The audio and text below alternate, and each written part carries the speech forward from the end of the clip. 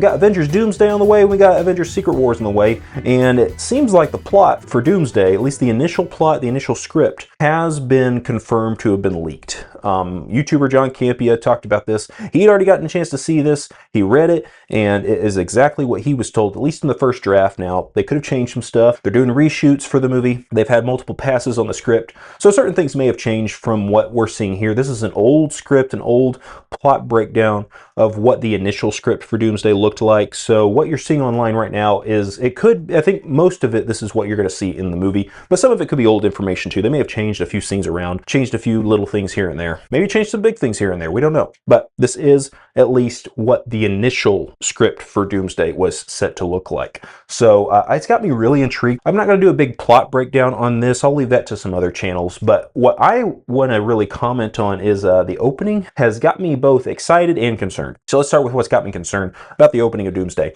The opening of Doomsday has Tobey Maguire, his universe from the Sam Raimi trilogy, open up on that universe, and we are seeing the effects of what happened in Spider-Man No Way Home. The villains were sent back, and it seems like they were sent back to Tobey's universe. They're alive and well, so the initial theory was that those villains were sent back, and then we're just basically going to die as soon as they got back. Doc Ock was redeemed, but then he goes back, and he still has to drown at the end of Spider-Man 2. The Green Goblin was redeemed, but then he still has to go back and get stabbed by the glider at the end of Spider-Man 1. So what does this even mean for those characters when they're just going to die when they get back to their universes? But it turns out, from at least what we're seeing here in Doomsday, that's not the case. Both Green Goblin and Doc Ock are going to be presented in the opening of Doomsday, fighting alongside Spider-Man. Now redeemed characters are going to be heroes within this world. I don't know how the public is going to take that after what both the Green Goblin and Doc Ock did.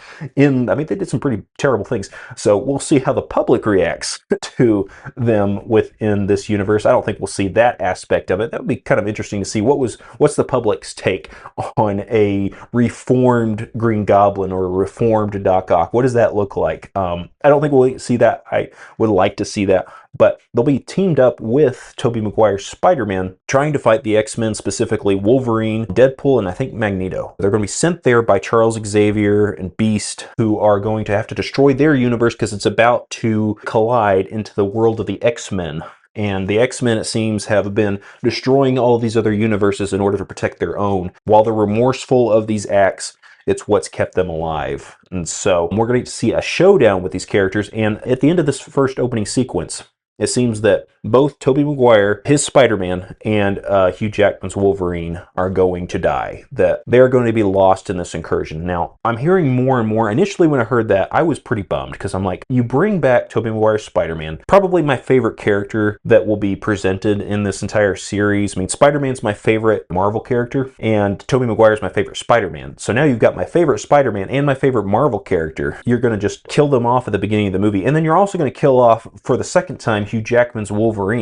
Or it's a different Wolverine, not the same one from that he played. That version died in Logan. But another version of Hugh Jackman's Wolverine we're going to see perish. Together on screen for the first time, but not working together, fighting against each other, and then that whole Sam Raimi world will just go away. It was kind of going to leave me bummed out at through the rest of the movie. I'm like, this movie that I'm super excited for, but now I've just got the sour taste in my mouth because I was really hoping that these characters would be able to thrive and live through this entire experience. Interact with all these other characters like Captain America and Iron Man, all these other characters, because you know there's going to be an Iron Man in there. I know Robert Downey Jr. is playing Dr. Doom, but he's going to play Iron Man too. I can guarantee that. Either in Doomsday or Secret Wars, one or the other. We're actually hearing that he might be Iron Man in Secret Wars, but we'll get to that in a little bit. But I was kind of bummed out initially, but then I'm hearing what I just said about Secret Wars. Stuff's coming out about that movie, and it seems that all the Spider-Men, either they perished, like Tobey Maguire's version perished at the beginning of the movie. A version of him will be resurrected, and it kind of seems like everybody's pretty much going to die at the end of Doomsday, and then Dr. Doom will resurrect all these characters, minus the memories they had of the previous world. All they're going to know is Battle World and the world that he formed.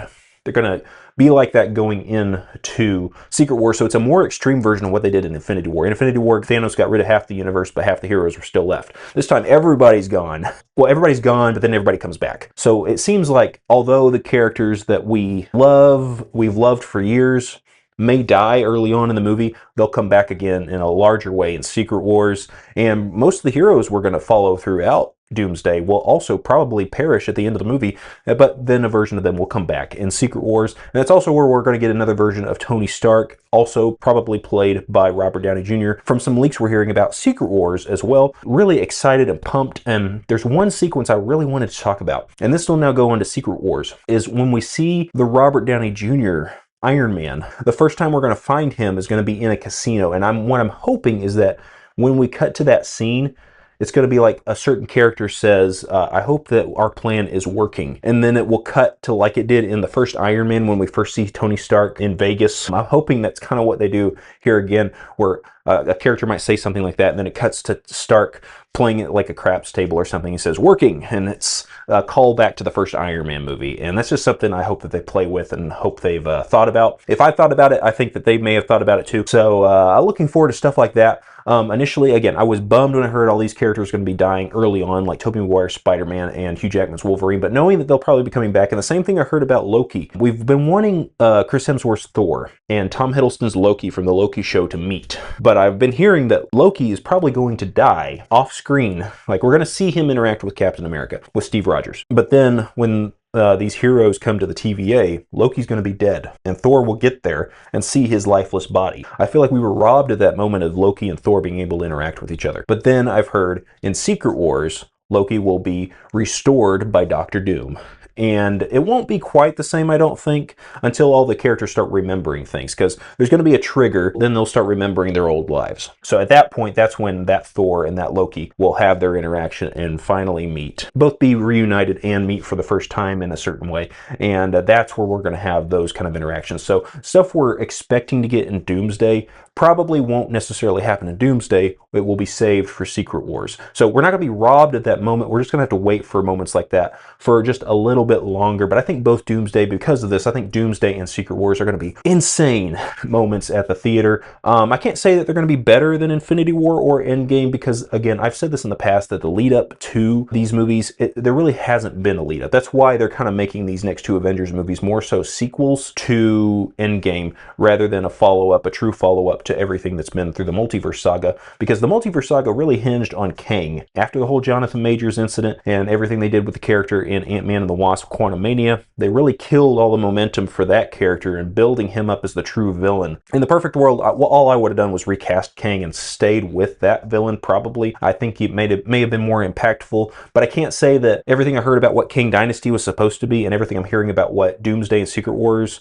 are going to be, I can't say that I would probably be more excited for the Kang Dynasty, because everything I'm hearing about Doomsday and Secret Wars actually has me more pumped than how I was feeling for everything leading into the Kang Dynasty. I think with the Kang Dynasty, it would just been a little bit more cohesive, and you would have definitely seen the through line from project to project a little bit more so than you're seeing right now. So it really makes the multiverse saga feel very disjointed. Now, it had that problem already in Phase 4 and Phase 5. Again, I'll go ahead and plug the series I'm doing right now in my Fixing Phase 1, Fixing Phase 2, Fixing Phase 3 series, that Marvel Restructured series that I've done. I've only done the Phase 1 video so far, but I'm still actively working on Phase 2 and Phase 3 and 4, 5, and so on. I'm working on those videos right now, and I hope to build the hype as we go from project to project. And really the goal of that whole series is just to reorder the release of these projects so that one feels like it truly does lead into the next, and there's true momentum built as we lead into the end of each phase with an Avengers film. That little tangent there, everything I'm hearing about Doomsday and Secret Wars got me really excited for these projects. Are you excited for where Doomsday and Secret Wars are going to take the MCU? And I'd say wrap up the multiverse, but the Russo brothers are also talking about this being the start of a Phase 0, kind of a reset for the MCU, and Kevin Feige has said as much, that that's what these films are really meant to be, is a reset for the MCU, so they kind of have a clean slate and maybe get back that goodwill that they lost in the multiverse saga, then get back again with fans going forward. I've enjoyed all of the recent projects with the MCU. This year has been a very good year for Marvel. Last year I thought was mostly a good year, Captain America: Brave New World notwithstanding, but thought last year was a pretty good year for Marvel. This year's been a very good year so far. Super excited for Spider-Man Brand New Day, for Vision Quest. X-Men 97 Season 2 is on right now. It's getting rave reviews. I loved the Wonder Man show. Daredevil Born Again Season 2 was a huge step up from Daredevil Born Again Season 1 for me. So I'm so excited for Marvel this year. I may not have been excited through all of the multiverse saga, but I can at least be excited for where we are currently going into the next couple of Avengers movies. And if these next couple of Avengers movies really land the way that I think they will, the way that I think they could, Marvel's back. Marvel didn't really go away that long, but the last couple of years have really hurt the perception of Marvel. So hoping that we can get the audience back into the theaters. Brand New Day is already killing it at the box office with all the pre-ticket sales, and the movie's not even out yet. So I know that that movie's going to be a huge success. Excited for all the stuff we got coming in the future. What's your thoughts on the current state of the MCU with Doomsday and Secret Wars coming out? Go down in the comment section and let me know your thoughts on all these things. I'd love to hear from you. I'd love to hear your takes on all the stuff we discussed here today. Hey everyone, thanks so much for checking out that clip from my new podcast, Talking Movies and More. It will be intercut with the podcast we're doing called The Assembly Cut I'm doing with Hayden Smalley, and I hope you stick around and check out that podcast as well. Be sure to check it out here on YouTube or your favorite podcasting platform, either Apple Podcasts or Spotify. Go down in the comment section, let me know what you thought of the topic we discussed here today. Thank you so much for checking this video out. Remember to hit that like button, subscribe, and hit the bell icon to get notified when new videos go live to this channel. When you do that, it always helps me out, and I greatly appreciate it. Hope you all have an awesome and a fantastic day, and I'll see you in the next video.